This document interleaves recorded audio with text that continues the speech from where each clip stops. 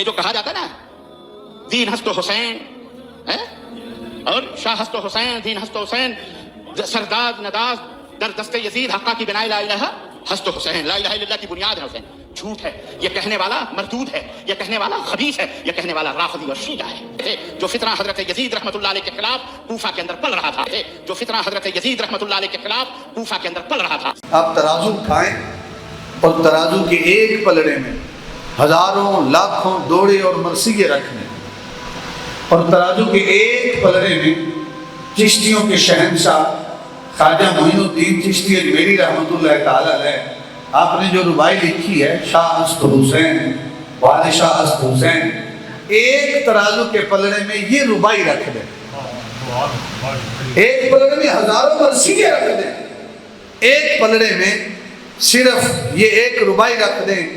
ابابیل وقار اللہ کی عزت کی قسم ہزاروں لاکھوں مرثیوں اور ابابیل وقار دوڑوں کے اوپر یہ ایک ربائی حاوی ہے. اس کا وزن زیادہ ہے. آپ کہیں گے کس طرح؟ آپ سنتے تو ہیں لیکن آج ذرا اس شعر کی تشریح بھی سنیں اور دل کے کانوں سے سنیں.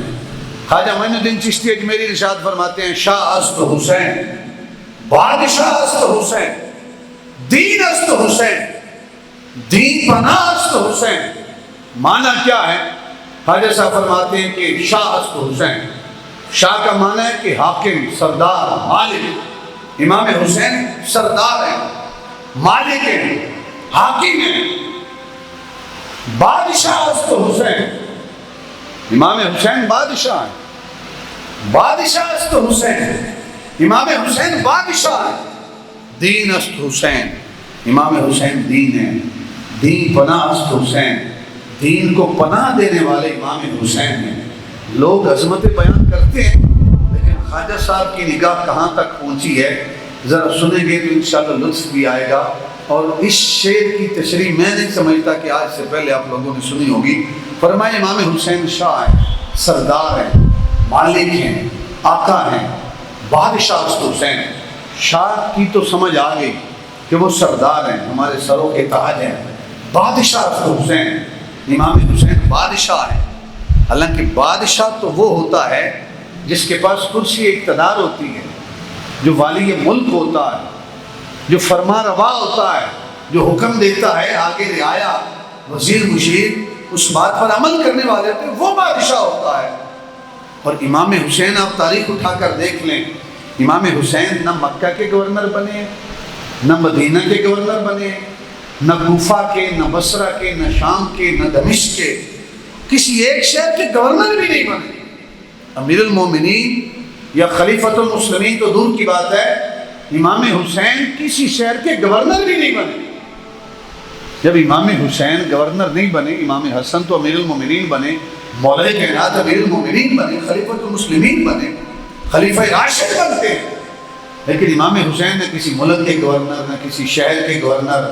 تو پھر بادشاہ ہست حسین، خواجہ صاحب ہمیں سمجھ نہیں آئی. تو فرمایا کہ دنیا کے جتنے بھی بادشاہ ہیں، تمام بادشاہوں کا جو تخت ہے وہ روئے زمین پر ہے، زمین کے اوپر ہے. کسی کا تخت اسلام آباد میں، کسی کا ایران تہران میں، کسی کا قاہرہ میں، کسی کا نیو یارک میں. ابابیل وقار جتنے بھی بادشاہ ہیں، تمام بادشاہوں کے تخت روئے زمین پر ہیں. اللہ کا جو تخت عرش بری ہے وہ 7 آسمانوں سے پار ہے. عرش بری کہا ہے 7 آسمانوں سے اوپر ہے. معراج کی رات تھی، اللہ کا عرش نیچے تھا اور امام الانبیاء کے مبارک قدم اس عرش کے، سارے بولے نا، اس عرش کے اوپر تھے. ابابیل وقار پھر محبوب خدا کے قدم نیچے تھے، اللہ کا عرش نیچے تھا، امام الانبیاء کے جو مبارک گھٹنے ہیں وہ اوپر ہیں. پھر حضور نبی اکرم صلی اللہ علیہ وسلم کے مبارک قدم جو ہیں وہ نیچے ہیں، گھٹنے مبارک نیچے ہیں، اللہ کا عرش نیچے ہے.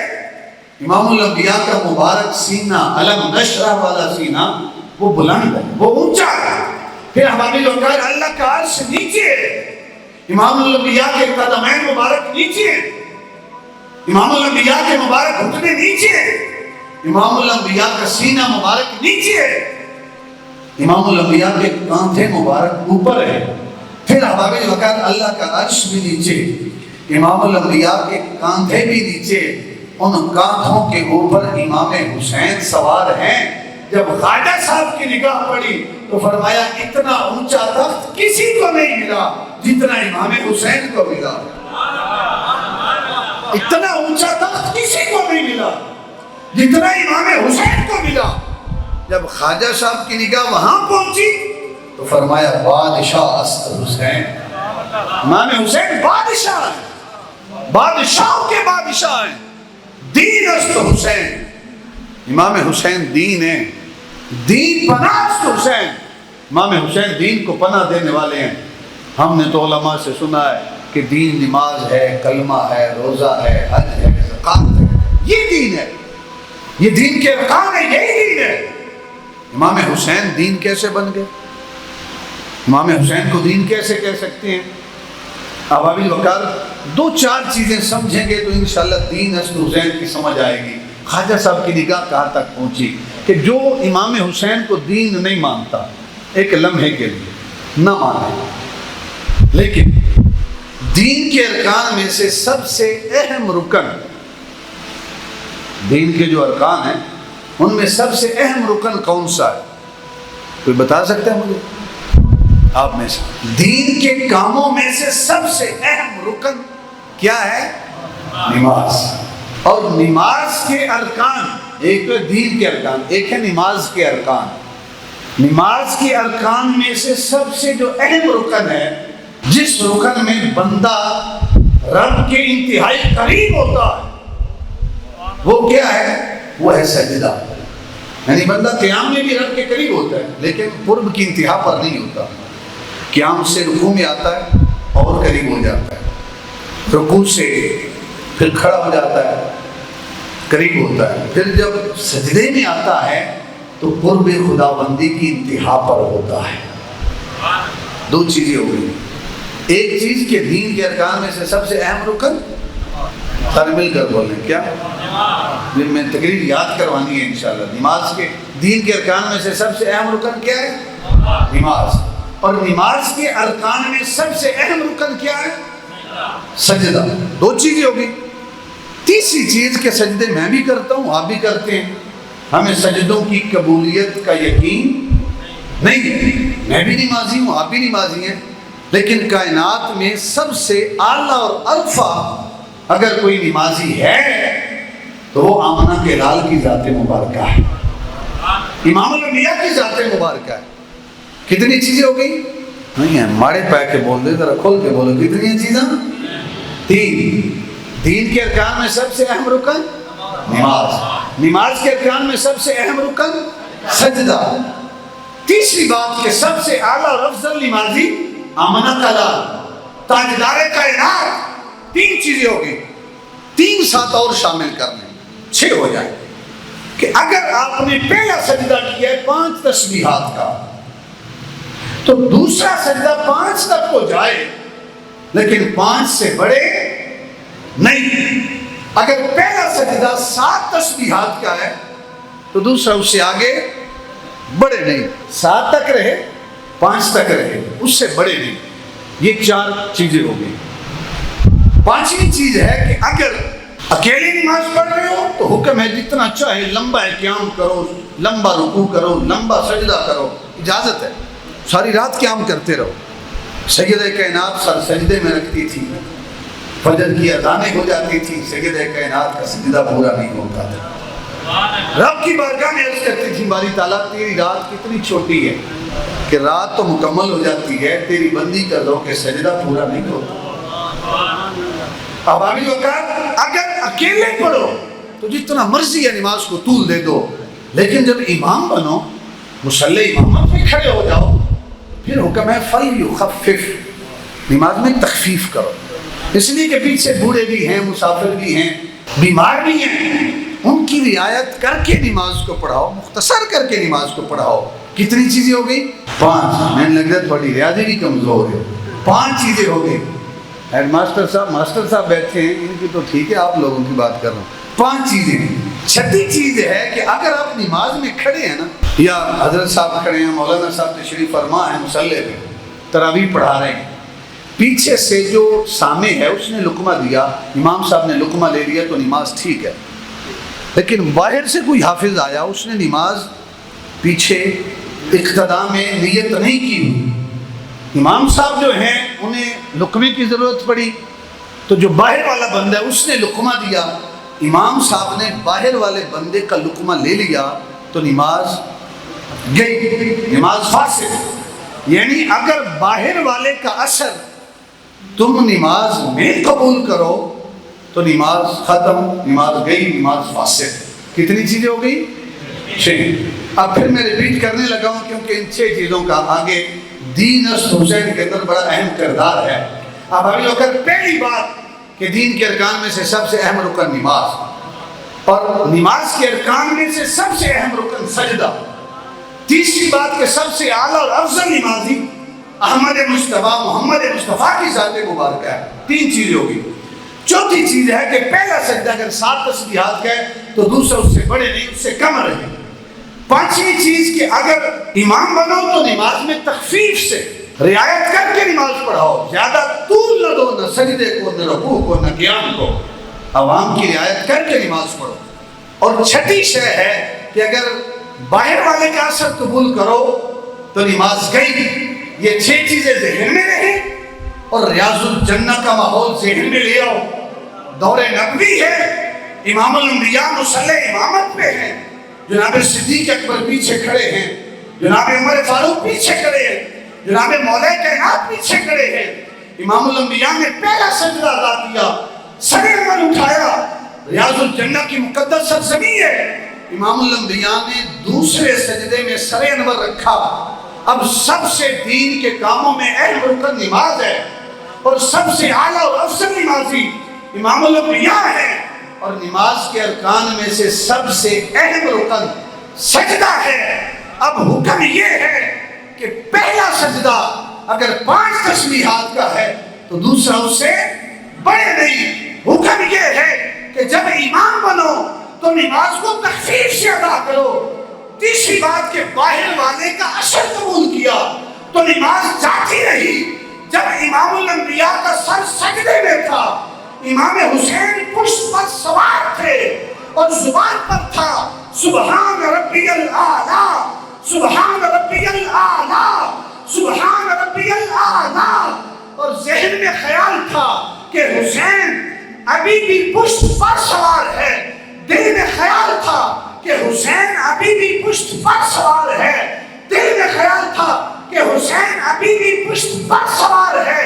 کیفیت کیا بنی کہ زبان پہ ذکر خدا، سنیے گا جملہ، زبان پہ ذکر خدا، دل میں خیال حسین، کتنا قیمتی ہے میرا حسین، کتنا قیمتی ہے میرا حسین۔ حکم یہ ہے کہ باہر والے کا اثر قبول کرو تو نماز گئی۔ پہلے سجدے سے دوسرا سجدہ بڑھ گیا تو حکم یہ ہے کہ بڑے نہیں۔ تیسرا حکم یہ ہے کہ اگر امام بنو تو نماز کو تخفیف سے ادا کرو۔ جب امام حسین پشت پر سوار تھے، امام الانبیاء کے ذہن میں خیال آیا کہ پہلے سجدے سے دوسرا سجدہ بڑھتا ہے تو بڑھ جائے۔ اگر میں امام ہوں، پیچھے کوئی بیمار ہے تو سجدے میں رہے، بوڑھا ہے تو سجدے میں رہے۔ اب ابھی لوگ باہر والے کا اثر بھی قبول کرتا ہوں، جو پیچھے بیمار ہے سجدے میں رہے۔ امام حسین اپنی مرضی سے پشت نبوت سے اترے گا تو سر انور اٹھاؤ گا۔ اب احبابی بکر میں آپ لوگوں پہ چھوڑتا ہوں، جو مرضی تمہارے ذہن میں آئے، تمہارے دل میں آئے، وہ امام حسین کو کہہ لو۔ لیکن ایک بات یاد رکھنا، آج لوگ کہتے ہیں کہ وہ اقتدار کی جنگ تھی، نعوذ باللہ وہ کرسی کی جنگ تھی، وہ تو اقتدار کی غرض سے گئے تھے۔ احباب وقار، اگر امام حسین کو دنیا کہا، اگر امام حسین کو اقتدار کا لالچی کہا، تو احباب وقار اعتراض امام حسین پر نہیں آئے گا، اعتراض امام الانبیاء کی ذات پر آئے گا کہ امام الانبیاء نے جب قرب خدا بندی میں تھے، جب قرب کی انتہا پر تھے، جب سجدے میں تھے، تو امام الانبیاء نے دنیا کا خیال کیا۔ زبان پہ ذکر خدا تھا، دل میں دنیا تھی۔ اگر دنیا کہیں گے تو اعتراض امام الانبیاء کے سجدے پہ آئے گا۔ آپ کہیں گے پھر کیا کہیں؟ ارے وہ کہو جو خواجہ معین الدین چشتی اجمیری کہتے ہیں کہ دین است حسین، امام حسین تو سراپا دین ہے۔ نماز میں رہی، سجدہ سجدے میں رہا۔ یہ تو دراصل امام الانبیاء امام حسین کو اس آخری سجدے کی تیاری کروا رہے ہیں جو سجدہ امام حسین نے میدان کربلا میں ادا کرنا تھا۔ کیسے ادا کرنا تھا آگے چل کر انشاءاللہ کیفیت بیان کروں گا۔ اب ابھی جو کر فرمایا دین است حسین، جب امام حسین شہر مدینہ میں تھے، بچپن کا عالم تھا، تو امام حسین دین تھے، دین پناہ است حسین۔ اور جب وہ دور آیا سن 61 ہجری کا، ظالم اور جابر حکومت ہے، تاریکی کا دورہ ہے۔ ظالم حکومت نے کہا کہ میرے اقتدار لمبا ہو جائے، شراب خور حکومت نے کہا کہ میرے اقتدار لمبا ہو جائے، امام حسین مجھے ووٹ دے دیں، میرے ہاتھ پر بیعت کر لیں، نہیں تو جلا وطن کر دوں گا، نہیں تو پیاسا رکھوں گا، نہیں تو بھوکا رکھوں گا، نہیں تو بچے ذبح کروانے پڑیں گے، نہیں تو وطن سے باہر کر دوں گا۔ امام حسین رضی اللہ تعالیٰ عنہ نے جواب دیا کہ رب سے لو لگائی ہے، عشق مولا کا درس نانا نے پڑھایا ہے، مصطفیٰ نے پڑھایا، اور اس کی مشق بار بار سگرے کائنات نے کروائی ہے، اور مولا کائنات نے اس درس کو بار بار دہرایا ہے۔ کہا کر سکتا ہوں، بچے ذبح کروانے پڑے کروا دوں گا، جلا وطن ہونا پڑا ہو جاؤں گا، اب ابھی جو کہا پیاسا رہنا پڑا، بھوکا رہنا پڑا تو رہ لوں گا، لیکن قرآن کے مخالف کو امن کہوں، اب ابھی جو فساد کو تقویٰ کہوں، اندھیرے کو روشنی کہوں، ظلم کو امن کہوں۔ امام حسین نے فرمایا کر سکتا ہوں، مر سکتا ہوں۔ اور جب میدان کربلا میں پہنچے تو دین پناہ است حسین، دین کو پناہ دینے والے امام حسین، سرداد نداد دست در دست یزید۔ آپ صرف میرے اشارے سمجھ لیں گے تو انشاءاللہ اس مصرے کی آپ کو ویسے ہی سمجھ آ جائے گی۔ فرمایا سرداد، سرداد نداد دست در دست یزید، سر دے دیا لیکن ہاتھ یزید کے ہاتھ میں، اس لیے کہ یہ اہل عشق کے لیے جملے ہیں کہ عشق کے میدان میں ہاتھ ایک ہی کو دیا جاتا ہے، پھر جسے دے دیا جاتا ہے پھر بندہ سب کچھ اس کے نام پہ بک جاتا ہے۔ کہا جس دین کی آبیاری میرے مصطفیٰ نے احد کے میدان میں اپنے دندان مبارک کے خون سے کی تھی، میں اس دین کی آبیاری علی اصغر کے خون سے کروں گا، علی اکبر کے خون سے کروں گا، اور محمد کے خون سے کروں گا۔ فرمایا باطل کو باطل کہوں گا، سر تو دے سکتا ہوں۔ ہمارے ہاں سر دینا مشکل ہے، ہاتھ دینا آسان ہے۔ ووٹ کیا ہے؟ یہ ایک امانت ہے، آپ جسے دیتے ہیں، اب آپ جو وقار سمجھیں، اگر ظالم اور جابر کو دے رہے ہیں تو آج بھی آپ نے حسینی کردار کو پھر زندہ نہیں کیا ہے۔ اگر جابر کو دے رہے ہیں تو حسینی کردار کو آپ نے نہیں زندہ کیا ہے، اور اگر شریف النفس انسان کو دے رہے ہیں تو پھر آپ حسینی کردار کو زندہ کر رہے ہیں۔ سردار نداد دست در دست یزید، حقہ کے بنائے لا الہ است حسین، کہ لا الہ کی جو بنیاد ہے، جو کلمہ لا الہ کی بنیاد ہے، وہ امام حسین کی ذات مبارک ہے۔ کچھ لوگ کہتے ہیں کہ لا الہ کلمے کی بنیاد کیسے ہو گئی؟ احباب وقار، شاعر مشرق قلندر لاہوری ڈاکٹر علامہ محمد اقبال رحمۃ اللہ تعالی علیہ، آپ نے کیا ارشاد فرمایا؟ فرمایا بحر حق در خاک و خوں غلطی داست، نہیں فرمایا کہ بحر اقتدار یا بحر دنیا یا بحر کرسی کو کرسی کی خاطر گئے تھے، نہیں، بحر حق، حق کی خاطر امام حسین خون میں لت پت ہوئے تھے۔ پس بنائے لا الہ کر دیداست، اس لیے لا الہ کی جو بنیاد ہے، لا الہ کا جو آغاز ہے، وہ امام حسین رضی اللہ تعالیٰ عنہ کی ذات مبارکہ ہے۔ اب عابد وقار ہمارا ایمان ہے کہ ہمارا ایمان کامل ہی اس وقت ہوتا ہے جب آل رسول کی محبت ہمارے ایمان میں شامل ہوتی ہے۔ یہ خواجہ معین الدین چشتی اجمیری آپ کی یہ ربائی تھی، میں نے آپ لوگوں کے سامنے بیان کی۔